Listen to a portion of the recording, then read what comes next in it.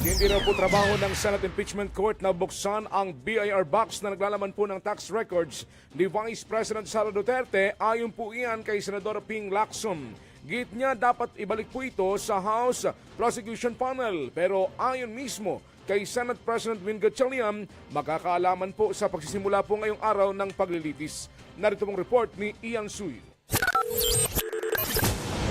Magkakaalaman na kung mabubuksan na nga ba ang mahiwagang BIR box na naglalaman ng tax records ni Vice President Sara Duterte at kanyang asawang si Attorney Man Scarpio.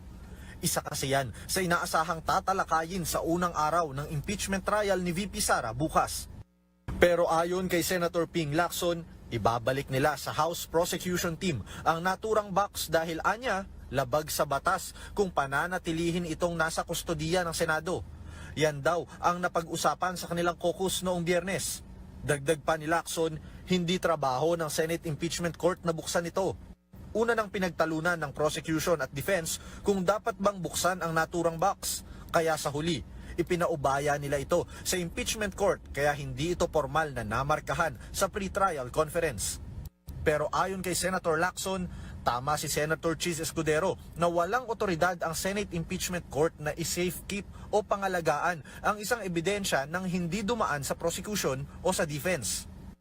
Dagdag pa ng senador, alinsunod sa National Internal Revenue Code, kung bubuksan ang box ay kailangan ng written authority mula sa presidente, alinsunod sa rekomendasyon ng BIR at Department of Finance. O di kaya, mismong respondent na si VP Sara ang magbigay ng otoridad. Natanong naman si Senate President Win Gatchalian kaugnay niyan, pero matipid ang naging sagot niya. Ayaw niya raw ma-preempt ang mangyayaring resolusyon bukas.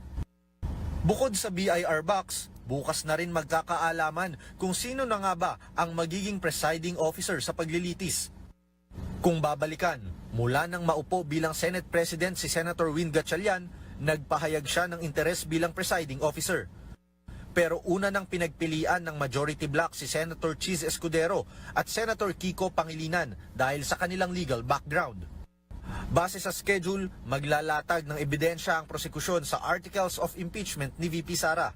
Una riyan ang umano'y pagbabanta ni VP Sara sa buhay ng Pangulo, ni First Lady Liza Araneta Marcos at ni dating House Speaker Martin Romualdez. Inaasahan din na magkakaroon ng opening statement ang prosecution at defense panel. Una nang sinabi ng kampo ni VP Sara na umaasa sila na dapat maresolba muna ng impeachment court ang kanilang manifestations na nakapaloob sa sagot nila sa Articles of Impeachment. Habang ang prosecution naman, naghahanda sila ng testigo sakaling merong sapat na oras upang ipresenta ito. Samantala, nagsimula na ngayong araw ang pagpaparehistro online ng mga nais dumalo at personal na manood ng paglilitis ng bise. Ayon kay Senate Secretary Renato Bantug Jr., maglalaan ng 151 na upuan sa session hall, 45 para sa mga imbitado ng prosecution, 45 para sa defense at 61 naman para sa publiko.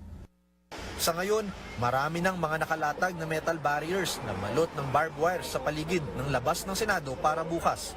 Sa mismong labas naman ng Senado, may MMDA officers nang nagmamando sa daloy ng mga sasakyan. Pansamantalang isasara kasi ang ilang kalsada sa Pasay City para bigyang daan ng paglilitis.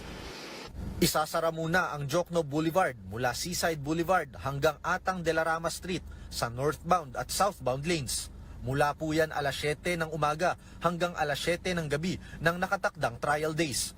Mula July 6 hanggang 26 ang araw ng paglilitis tuwing Lunes, Martes at Miyerkules. Pinapayuhan ng mga motorista na dumaan muna sa Macapagal Boulevard bilang alternatibong ruta. Mga kapatid, patuloy po kayong tumutok sa 105.9 at True FM para sa totoong balita, impormasyon, music and entertainment. Mag-subscribe po sa aming YouTube channel at podcast at sundan niyo po kami sa Facebook, Instagram, X at TikTok sa True Network PH. Bisitahin po ang aming website sa truefm.ph at panoorin din po kami sa True TV Channel 19.